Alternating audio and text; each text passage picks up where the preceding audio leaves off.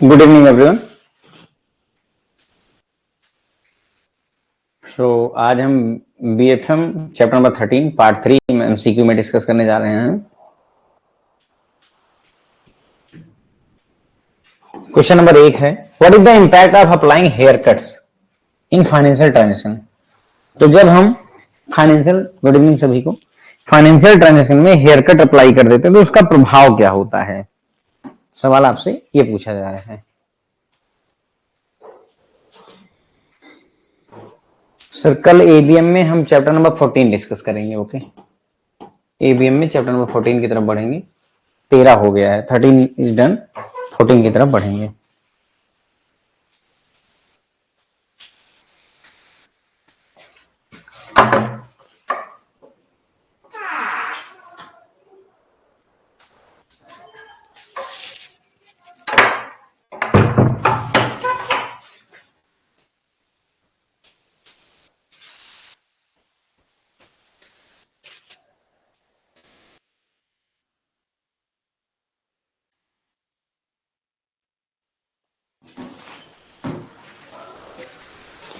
तो hair cut लगाने से फ्रेंड जो है एक्सपोजर की वैल्यू इंक्रीज हो जाती है और कोलेट्रल की वैल्यू डिक्रीज हो जाती है।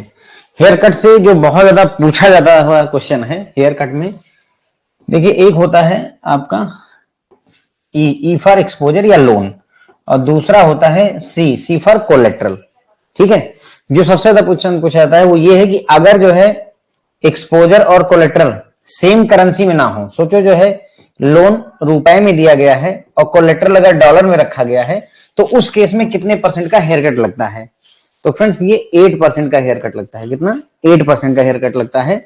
इसी को कई बार 0.08 भी लिखा हुआ मिल जाएगा, ध्यान रखें, चाहे ये लिखा मिल जाए और चाहे ये लिखा मिल जाए, बात एक ही है। ठीक है, अगर एक्सपोजर भी रुपए में है और कोलेट्रल भी रुपए में है तो उस केस में कितना हेयर कट लगेगा सर? 0% का या 0 का हेयर कट लगता है। सबसे ज्यादा पूछा जाने वाला सवाल यही है, 8% वाला। ठीक है, दूसरा एक क्वेश्चन जो बहुत पूछाता है, बेसिक इंडिकेटर अप्रोच में अल्फा की वैल्यू कितनी होती है? 15% है ना बेसिक इंडिकेटर में। ओके, तो हेयर कट में हमने देखा, देखो हेयर कट मैंने बताया कि हेयर कट में दो चीजें होती हैं, एक होता है आपका एक्सपोजर यानी लोन, और एक होता है कोलेट्रल। यानी मान लो हमने 100 करोड़ का लोन लिया, कितने का? 100 करोड़ रुपए का लोन लिया, लेकिन जो हमने कोलेट्रल रखा वो डॉलर रख दिए। मान लो हमने $5 मिलियन की कोई संपत्ति कोलेट्रल में रख दी, यानी कि इसकी करेंसी अलग है, उसकी करेंसी अलग है। अगर दोनों की करेंसी अलग है, लोन की करेंसी अलग है, कोलेट्रल की करेंसी अलग है, तो हेयर कट जो है 8% का लगता है, जिसे 0.08 भी लिख सकते हैं।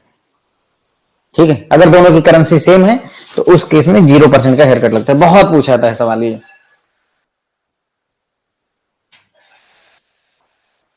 अब ये वो वाले खतरनाक क्वेश्चन है जो मतलब पूछे जाते हैं और वहां एग्जाम में समझ में नहीं आते।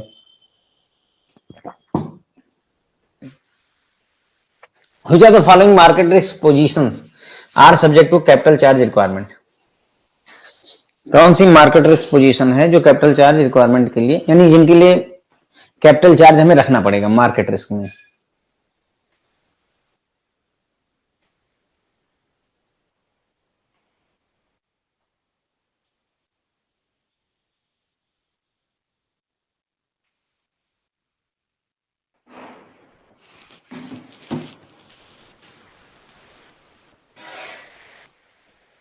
इसमें मल्टीपल आंसर हैं।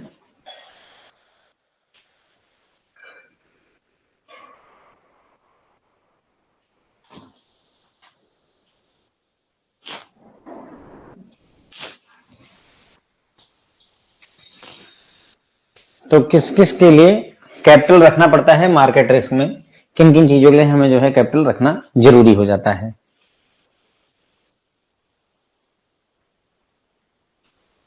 तो हमें रखना पड़ता है सर सी और डी के लिए the risk pertaining to interest rate related instrument and equity in the trading book, और फॉरेन एक्सचेंज रिस्क के लिए जिसमें ओपन पोजीशन प्रीशियस मेटल की भी रहती है थ्रू आउट द बैंक, यानी बैंकिंग और ट्रेडिंग बुक दोनों में।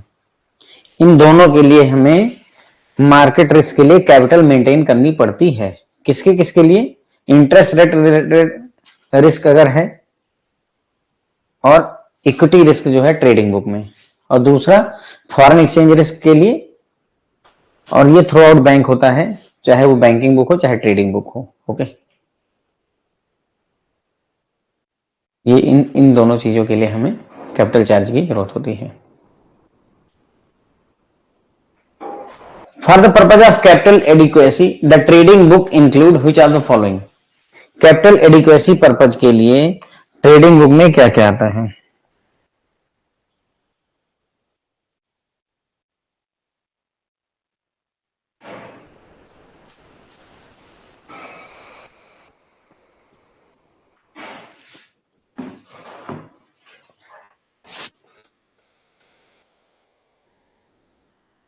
थोड़ा सा दिमाग लगाएंगे, क्वेश्चन आंसर आसानी से कह सकते हैं। पहले भी मैंने थोड़ी बहुत बात की है, इसी इसी बार के लाइव क्लासेस में मैं डिस्कस किया है। तो सिक्योरिटी जो एचएफटी होती हैं, हेल्ड फॉर ट्रेडिंग, नाम में ही बताया गया है कि ट्रेडिंग के लिए रखा गया है, तो ट्रेडिंग बुक में रहेंगी ही रहेंगी। ठीक है। और दूसरा अवेलेबल फॉर सेल, बेचने के लिए उपलब्ध है, तो ये भी ट्रेडिंग बुक का पार्ट होती है। ठीक है। तो कौन सी नहीं रहती? तीन तरीके की सिक्योरिटी होती है, held for trading, available for cell, ये दोनों हो गई हमारी ट्रेडिंग बुक का पार्ट। और एक और होती है, एक और होती है, क्या है नाम? Held till maturity, HTM, held till maturity. जो हेल्ड टिल मेच्योरिटी होती हैं, ये ट्रेडिंग बुक का पार्ट नहीं है, मेच्योरिटी तक रहेंगी, तो ये फ्रेंड्स बैंकिंग बुक का पार्ट होती हैं। ये क्वेश्चन बहुत पूछा गया है, ये किसका पार्ट होती है? बैंकिंग बुक का। ठीक है। तो held till maturity banking book का पार्ट है, held for trading and available for cell ये ट्रेडिंग बुक का पार्ट है। ओके, याद रखें, एग्जाम में पूछे जाने वाले सवाल हैं। देखिए ट्रेडिंग बुक में क्या क्या चीजें आती हैं, हियर इज द लिस्ट।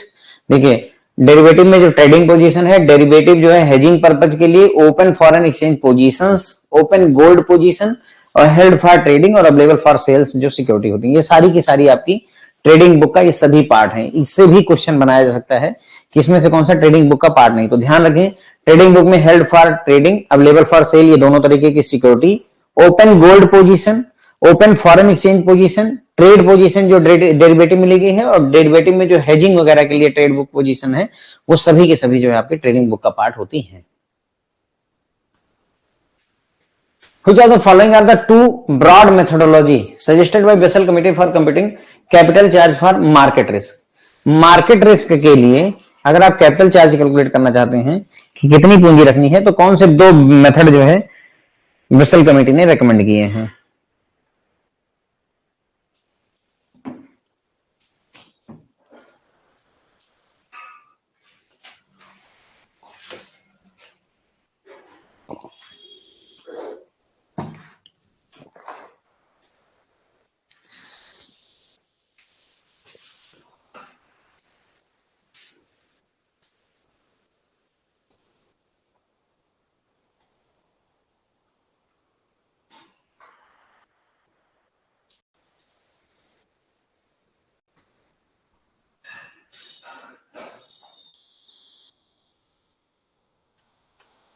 हाँ, ए और डी, स्टैंडर्डाइज मेथड और इंटरनल रिस्क बेस्ड अप्रोच भी कह सकते हैं।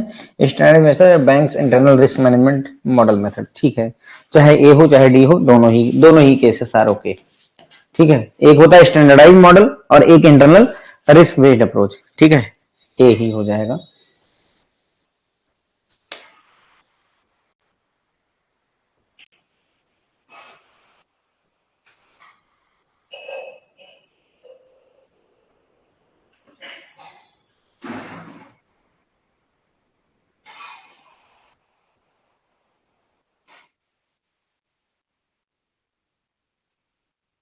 ये स्टैंडर्डाइज मेथड और दूसरा bank internal risk management model method.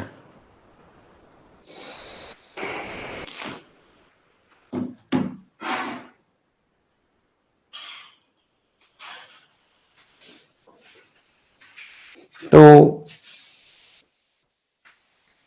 Market risk के लिए जो स्टैंडर्डाइज मेथड है, उसके तहत दो मेथड आते हैं। स्टैंडर्डाइज मेथड के तहत दो आते हैं। कौन कौन से दो मेथड हैं? यानी कि मार्केट रिस्क को कैलकुलेट करने के लिए स्टैंडर्डाइज मेथड में दो मेथड आते हैं। कौन कौन से आपको बताना है?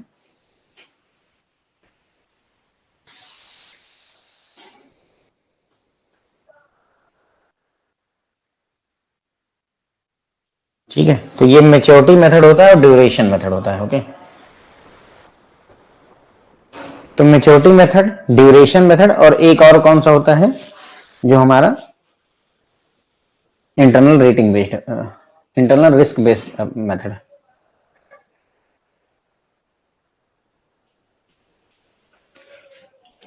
ऑपरेशनल रिस्क की डेफिनेशन पूछी गई है एज पर वेसल। ठीक है, पूछा जाता है क्वेश्चन, भले ही आसान आपको दिखे, but yes, this question is asked in the examination. Operational risk का एग्जांपल है आपके सामने friends. Okay,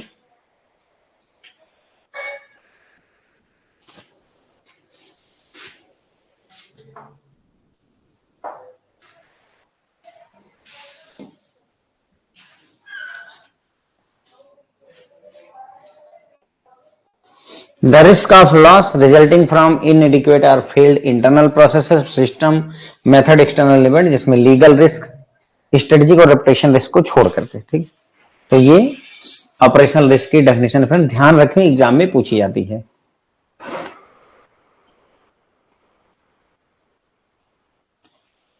Which of the following methods are prescribed under the capital adequacy framework for calculating operational capital charge? यानी operational risk को calculate करने के लिए हम कौन कौन से मेथड यूज कर सकते हैं? तीन मेथड होते हैं। देखिए, ऑपरेशनल रिस्क को कैलकुलेट करने के लिए भी तीन मेथड है, मार्केट रिस्क को कैलकुलेट करने के लिए भी, और जो है क्रेडिट रिस्क को भी कैलकुलेट करने के लिए तीन तीन मेथड होते हैं। हाँ, तो ये 9 मेथड आपको ध्यान रखने होते हैं। यहां पर आपसे पूछा गया है कि ऑपरेशनल रिस्क के लिए कौन से तीन मेथड हम यूज करते हैं। क्वेश्चन नंबर 7 का आंसर करिए फटाफट।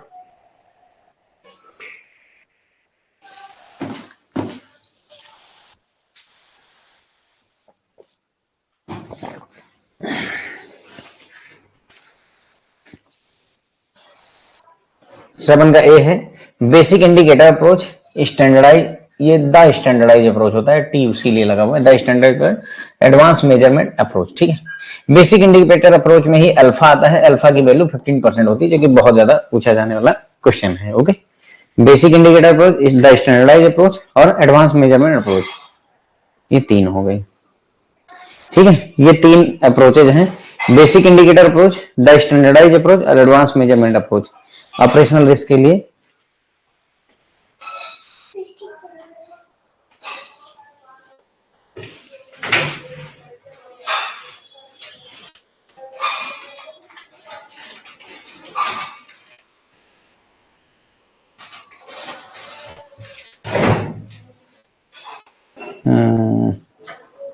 ओके, में चार ऑप्शन है, बट चौथा ऑप्शन नीचे चला गया है।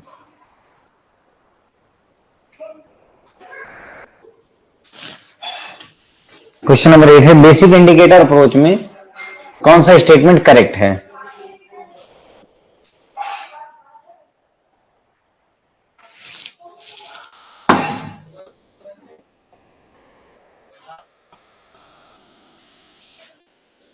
बेसिक इंडिकेटर अप्रोच में कौन सा स्टेटमेंट करेक्ट है? Bank must hold capital for operational risk equal to fixed percentage of total asset over the previous 3 year. Basic indicator require bank to use internal risk model to determine the capital requirement for operational risk, या capital charge under BIA basic indicator is calculated on the average of the fixed percentage alpha यानी 15% of positive annual gross income over the past 3 years excluding year with negative और zero income. ठीक है, तो सी ही हमारा सही है friends. Okay, सी ही सही है। इसमें क्या होता है, पिछले तीन जो है साल में जो पॉजिटिव एनुअल ग्रॉस इनकम है उसी का 15% निकाला जाता है, जिसे हम अल्फा कहते हैं, जिसे हम अल्फा कहते हैं। तो यही है बेसिक इंडिकेटर अप्रोच, तो ये करेक्ट है सी।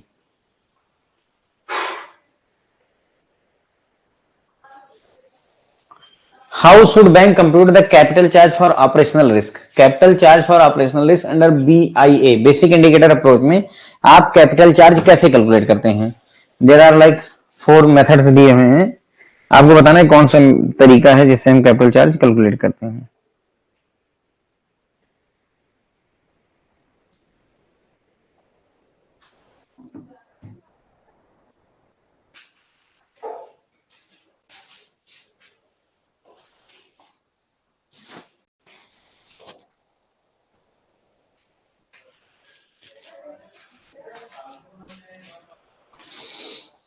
ठीक है, तो यहाँ एवरेज क्या होता है, gross income into alpha for each of the last 3 financial year, जिसमें हम निगेटिव और जीरो ग्रॉस इनकम वाले ईयर को छोड़ देते हैं, अगर कोई निगेटिव या ग्रॉस निगेटिव या फिर जीरो इनकम वाला है।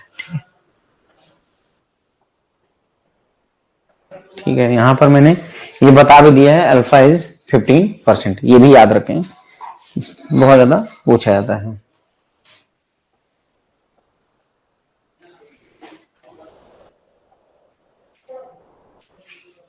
According to Basel framework, which of the following components are included in calculation of gross income for the operational risk? जब आप ऑपरेशनल रिस्क के लिए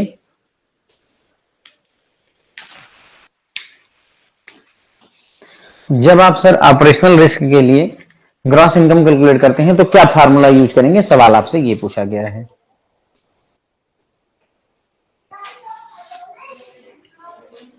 सागर सर, मैंने एलआरएस पर एक क्लास करवा रखी है ऑलरेडी, आप एक बार देखिए, दिसंबर 2024 में, उसमें केस स्टडी भी एलआरएस पे अपडेटेड वाली करवाई है और एक अपडेट कॉन्सेप्ट पर भी बात की है कि क्या नई एलआरएस लिमिट्स हैं।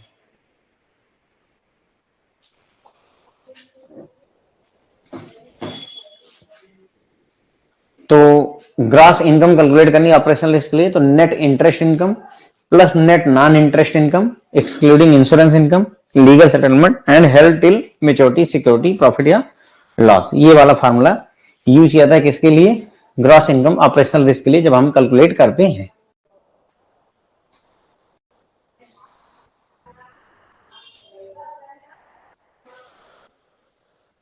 Under supervisory review process in ICAP, which aspect must be addressed by the bank?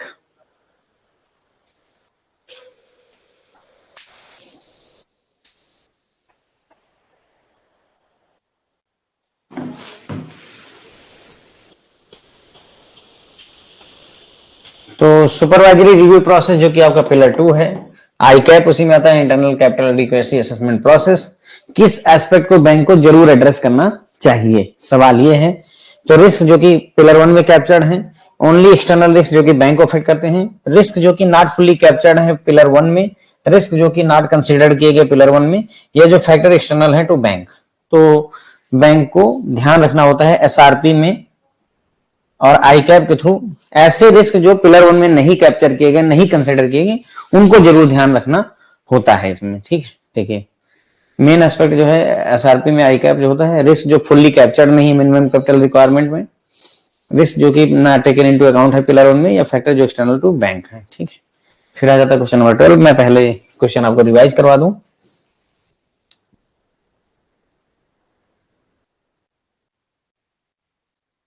थोड़े कठिन लगने लगते हैं ना सर, बीएफएम है थोड़ा सा लिटिल ट्रिकी, पर ठीक है। तो यहां पर हमने बात की थी, पहला क्वेश्चन है कि हेयर कट अप्लाई करने का क्या इफेक्ट होता है। तो जो एक्सपोजर है उसकी वैल्यू बढ़ जाती है, जो कोलेटरल है उसकी वैल्यू घट जाती है। यहां पर मैंने एक 8% का कॉन्सेप्ट या 0.08 का भी कॉन्सेप्ट दिया। ये किस चीज के लिए है, अगर एक्सपोजर और कोलेटरल की करेंसी सेम नहीं है, करेंसी मुद्रा जो है सेम नहीं है, तो उस केस में 8% का हेयर कट लगता है। अगर एक्सपोजर और कोलेटरल दोनों की करेंसी सेम है, सेम करेंसी इज यूज्ड, तो 0% का कोलेटरल या जीरो कोलेटरल होता है। ठीक, ये हो गई बात। Then we will go for second one. तो इसमें कौन से मार्केट रिस्क के लिए कैपिटल चार्ज किन किन चीजों के लिए मेंटेन करना पड़ेगा। तो सर द रिस्क जो कि पर्टेन करता है इंटरेस्ट रेट से रिलेटेड इंस्ट्रूमेंट के लिए और फॉरेन एक्सचेंज के लिए जो रिस्क है, इन सब के लिए ठीक है हमें कैपिटल मेंटेन करनी पड़ती है। तो हमारा सी और डी दोनों हो जाएगा।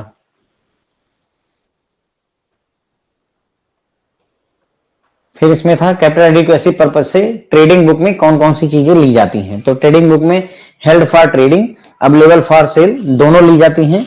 यहीं पर मैंने बताया कि हेल्ड टिल मेच्योरिटी जो एचटीएम होती हैं, these are not friends trading book part, these are part of banking book. किसका पार्ट होती हैं, बैंकिंग बुक का पार्ट होती हैं। अब ट्रेडिंग बुक में क्या क्या आता है, तो ट्रेडिंग बुक में भाई देखो अवेलेबल फॉर सेल और हेल्ड टिल मेच्योरिटी तो आता ही है, गोल्ड की ओपन पोजीशन, फॉरेन एक्सचेंज की ओपन पोजीशन, ट्रेडिंग पोजीशन जो डेरिवेटिव में हेजिंग के लिए जो डेरिवेटिव में पोजीशन ली गई, ये सभी पूछा था। हेजिंग भी पूछा जाता है फ्रेंड्स, ओके, हेजिंग, स्पेकुलेशन और एक और टर्म होता है आर्बिट्रेज, तीनों पूछे जाते हैं। फिर आता है कि इसमें से जो है मार्केट रिस्क के लिए कैपिटल कैलकुलेट करने के दो मेथड बताए गए हैं, तो उसमें स्टैंडर्डाइज मेथड और इंटरनल रिस्क बेस्ड अप्रोच दोनों यूज की जाती है। इस ऑप्शन को हटा दीजिए तो ठीक। दो मेथड होते हैं, स्टैंडर्डाइज मेथड, और स्टैंडर्डाइज मेथड में भी दो मेथड होते हैं। स्टैंडर्डाइज मेथड में भी एक ड्यूरेशन मेथड होता है, एक कौन सा ड्यूरेशन मेथड, और एक मेच्योरिटी मेथड होता है ना। एक ड्यूरेशन मेथड होता है और एक मेच्योरिटी मेथड होता है। तो अगला क्वेश्चन ही मेरे ख्याल से वही है कि स्टैंडर्डाइज जो मेथड है हमारा मार्केट रिस्क के लिए, उसमें दो मेथड, एक मेच्योरिटी मेथड और एक ड्यूरेशन मेथड होता है। फिर है बेसल नॉर्म्स के हिसाब से ऑपरेशनल रिस्क जो है किसे कहते हैं। तो इस बात का रिस्क मतलब सब लॉस हो जाएगा, सिस्टम फेल कर जाएगा, क्लर्क मिस्टेक कर देगा, ओके, गलती हो गई है, इनएडिक्वेट है या फेल हो गई है इंटरनल, चाहे प्रोसेस फेल हो जाए, चाहे लोग फेल हो जाए, चाहे सिस्टम फेल हो जाए, कोई बाहरी घटना हो जाए, ये सभी जो है ऑपरेशनल रिस्क का ही पार्ट होते हैं। भूकंप वगैरह आ गया, किसका पार्ट होगा, ऑपरेशनल रिस्क का ही पार्ट है। फिर हमने देखा कि ऑपरेशनल रिस्क को कैलकुलेट करने के लिए तीन मेथड जो हैं, ऑपरेशनल रिस्क कैपिटल चार्ज को कैलकुलेट करने तीन मेथड हैं, basic indicator approach, the standardisation approach या स्टैंडर्डाइज अप्रोच, और advance measurement approach, AMA, TSA और बीआईए। बेसिक इंडिकेटर अप्रोच में ही अल्फा की बात की जाती है जो कि 15% होता है, खूब पूछा जाता है। ठीक है, तीन method, basic indicator, the standardise approach और एडवांस मेजरमेंट अप्रोच हो गई हमारी। फिर बेसिक इंडिकेटर अप्रोच में हमें क्या करना होता है, हम capital charge under basic indicator approach कैसे कैलकुलेट करते हैं, एवरेज निकालते हैं किसका, फिक्स परसेंटेज जो कि अल्फा कहलाता है, 15% होता है। पॉजिटिव एनुअल ग्रॉस इनकम जो पिछले 3 साल की, ध्यान रखें पिछले 3 साल की, पास्ट 3 ईयर की जो एनुअल पॉजिटिव इनकम है उसका 15% निकाल लेते हैं, ठीक है, और इसमें छोड़ देते हैं जिन साल में निगेटिव या जीरो इनकम हुई है। ठीक है, फिर हमने देखा क्वेश्चन नंबर 9, इसमें अगेन वही है कि अगर आपको कैपिटल चार्ज ऑपरेशनल रिस्क के लिए बेसिक इंडिकेटर अप्रोच में करना है तो कैसे करेंगे, तो यही लेते हैं, एवरेज ले लिया जाता है इसका ग्रॉस इनकम का, अल्फा से multiply, alpha is 15% last 3 year का, फाइनेंशियल ईयर का, और निगेटिव और जीरो ग्रॉस इनकम वाले ईयर को छोड़ करके।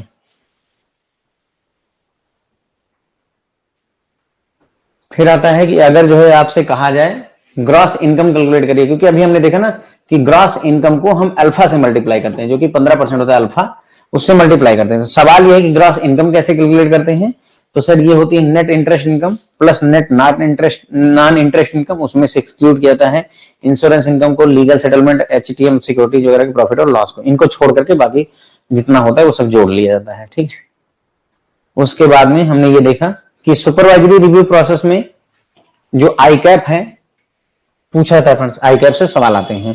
Internal capital adequacy assessment process जो होता है उसमें कौन सा एस्पेक्ट बैंक द्वारा एड्रेस किया जाता है, तो ऐसे रिस्क जो पिलर 1 में रह गए यानी कैपिटल एडिक्वेसी रेशियो में रह गए, ऐसे रिस्क जिनको हमने कंसीडर ही नहीं किया पिलर 1 में, या कोई अगर ऐसा फैक्टर है जो बैंक के लेवल के बाहर है एक्सटर्नल, तो ये सारे फैक्टर्स को एसआरपी में आई कैप में कंसिडर किया जाना जरूरी है। रिस्क जो फुल्ली कैप्चर्ड नहीं हुए, रिस्क जो कंसिडर नहीं किए, these all okay. Which of the following risks are not fully captured in the regulatory capital to risk weighted asset ratio? सवाल पूछ रहे हैं कि CRAR में कौन सा नहीं फुल्ली कैप्चर्ड किया जाता है।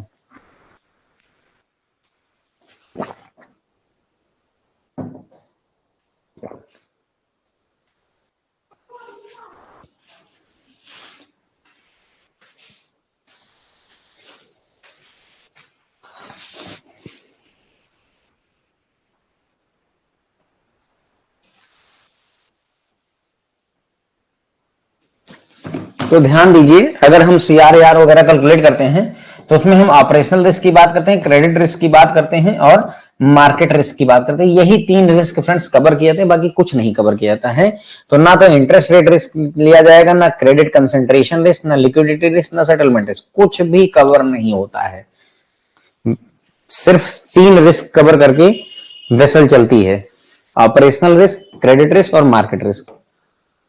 ठीक है, तो बाकी सब गई भैंस पानी में वाली स्थिति है। ठीक है, देखिए जो नहीं कैप्चर होता है, interest rate risk in banking book, credit concentration risk, liquidity risk, settlement risk, reputational risk, strategic risk, risk of under estimation of credit risk, model risk, weakness in credit risk, militants और residual risk of securitisation. मतलब ये सारी चीजें friend जो है नहीं cover की जाती है। ध्यान देंगे वेसल में ये कोई भी रिस्क कवर नहीं किया जाता है। ठीक है, तो ये भी ध्यान रखने की जरूरत है। What is the primary focus of pillar 1 under pillar 2 of the principle 1 under pillar 2 of the Basel framework? Basel framework में पिलर 2 में मेरे ख्याल से कितने 4 सिद्धांत होते हैं, कितने होते हैं फ्रेंड? 4 प्रिंसिपल्स हैं आई थिंक। तो पूछ रहा है कि पहले पिलर में, पहले प्रिंसिपल में क्या कैप्चर किया जाता है?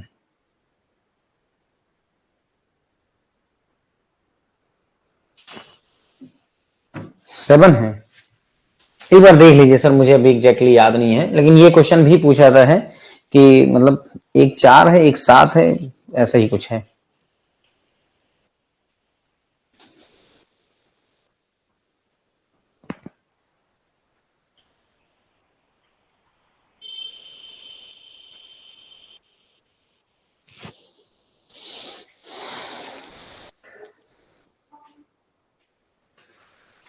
ये पिलर 1 में, प्रिंसिपल 1 में फ्रेंड्स जो है, पिलर 2 में यानी कि जो है आपका सुपरवाइजरी रिव्यू प्रोसेस जो है पिलर 2 एसआरपी में, जो पहला प्रिंसिपल है वो बोलता है बैंक को एसेस करना चाहिए कि ओवरऑल कैपिटल एडिक्वेसी कितनी है और स्ट्रेटजी बना के रखनी चाहिए इसको मेंटेन रखने के लिए।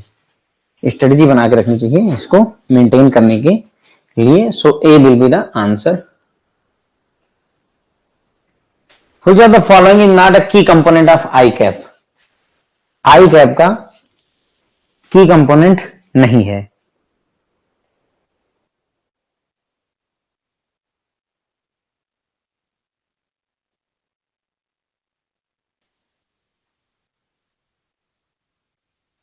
Assessing and measuring risk, increasing deposit interest rate, ensuring adequate internal capital based on risk profile, developing risk management system। तो इसमें से कौन सा की कंपोनेंट नहीं है internal capital adequacy assessment process का? सर अभी याद नहीं है कितने प्रिंसिपल हैं, आप लोग देख लीजिए। अगर बुक है किसी के पास में तो पेज नंबर 346 पे देख लीजिए। 346 नंबर पेज पे देखेंगे तो मेरे पास यहाँ मौके पर बुक नहीं है।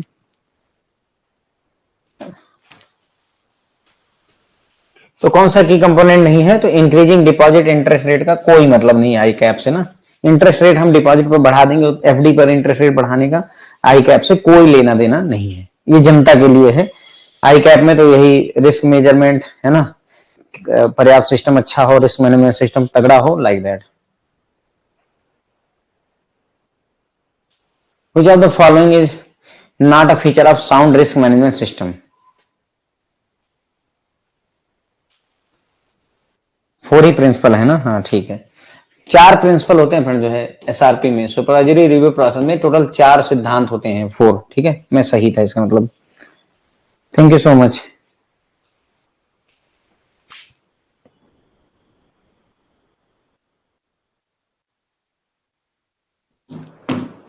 ऑप्शन सही से पढ़ेंगे तो आपको आंसर मिल जाएगा। अच्छा रिस्क मैनेजमेंट सिस्टम अगर बनाना चाहते हैं तो उसमें क्या नहीं होना चाहिए, कौन सा फीचर नहीं होना चाहिए? तो क्या इग्नोर करने का कोई फीचर होगा क्या हमारे पास ना? Ignoring internal control to increase operational efficiency, चीजें अच्छे से चल पाए उसके लिए इंटरनल कंट्रोल को इग्नोर कर दिया जाए, नहीं, दैट्स नॉट गुड, है ना। भले ही सही से चीजें चले या ना चले, लेकिन हमें प्रोटोकॉल सिस्टम को फॉलो करना ही होगा। ठीक है, तो बस बी हो जाएगा हमारा आंसर। 15 क्वेश्चन हो गए फ्रेंड जो है, मैं आपको ये रिवाइज करवाता हूं। क्वेश्चन नंबर 12 था, तो इसमें बात की गई थी कि CRAR या जो आपका capital to risk weighted asset ratio होता है, उसमें कौन से रिस्क को कैप्चर नहीं किया था? तो 3 ही रिस्क कैप्चर होते हैं, 3 कौन कौन से? क्रेडिट रिस्क, मार्केट रिस्क और ऑपरेशनल रिस्क। ठीक है, बाकी का इंटरेस्ट रेट रिस्क जो बैंकिंग बुक में है, credit concentration risk, liquidity risk, settlement risk, ये सब कुछ नहीं कवर होता है। बल्कि ये लिस्ट और बड़ी है। देखिए यहाँ पर interest rate risk, credit concentration, liquidity, settlement, strategic, reputational, model risk, ये सभी जो है कवर नहीं किए जाते हैं। फिर जो पिलर 2 है, पिलर 2 जिसे सुपरवाइजरी रिव्यू प्रोसेस भी कहा जाता है, इसमें कितने सिद्धांत होते हैं? 4 होते हैं। उसमें से पहला सिद्धांत किस बारे में है? एक आधी बार ऐसा क्वेश्चन पूछ लिया है इन्होंने, इसीलिए इसे रखा गया है कि तीसरा सिद्धांत क्या कहता है। लेकिन कितने सिद्धांत होते हैं एसआरबी के पिलर 2 में? कितने सिद्धांत होते हैं, कितने प्रिंसिपल हैं? 4 होते हैं। ये क्वेश्चन ज्यादा पूछा गया, कितने सिद्धांत है? 4 हैं।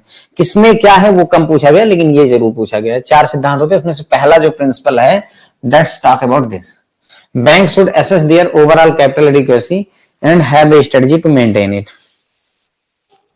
ठीक है, क्वेश्चन नंबर 13 फिर आ गया, इनमें से कौन सा की कंपोनेंट नहीं है आई कैप का? आई कैप का फुल फॉर्म भी पूछ लेते हैं, internal capital adequacy assessment process. ठीक है, तो डिपॉजिट का इंटरेस्ट रेट बढ़ा देना, ये जो है आई कैप का कंपोनेंट बिल्कुल भी नहीं है। रिस्क को एसेस करना, मेजर करना, हाँ ठीक है।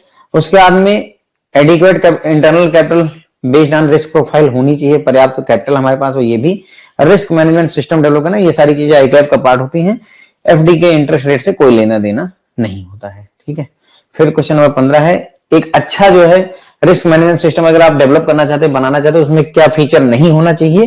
तो ये नहीं होना चाहिए, ignoring internal control to increase operational efficiency. Operational efficiency को बढ़ाया जाए, इसके लिए इंटरनल कंट्रोल को इग्नोर कर दिया जाए, तो that is not going to happen, ये नहीं होना चाहिए। ठीक है, जैसे मान लो कि कोई ट्रेन है, ठीक है, वो ट्रेन यहां से यहां तक जाएगी और इसमें बीच में 12 स्टेशन है, ठीक है, लेकिन बीच के 6 स्टेशन पर कोई सवारी नहीं है, पर फिर भी ड्राइवर को वहां रुक करके 1 मिनट 2 मिनट जितना भी स्टॉप है उतना वेट करना पड़ेगा। क्यों? क्योंकि जबकि उसको दिख रहा है कि कोई सवारी नहीं, सब एकदम क्लियर है कि रिजर्वेशन ही नहीं है, फिर भी वो रुकना ही रुकना है। क्यों? क्योंकि भाई आप इंटरनल कंट्रोल को इग्नोर करेंगे नहीं, जबकि इफिशियंसी बढ़ेगी कि हाँ ट्रेन जल्दी पहुंच जाएगी, but still you can't do that. Okay, बस ठीक है। तो बस यहीं पर फ्रेंड्स हमारा लेक्चर खत्म होता है। होप आपको पसंद आया होगा। थैंक यू सो मच, कल मिलेंगे फिर।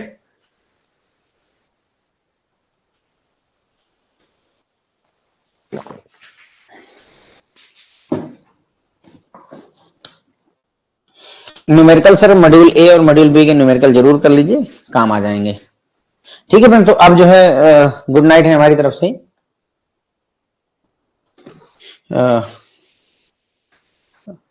सर लैपटॉप पर अगर आप ओपन करना चाहते हैं लैपटॉप पर, तो सीधे सर्च करिए class plus student login, class plus student login search करिए।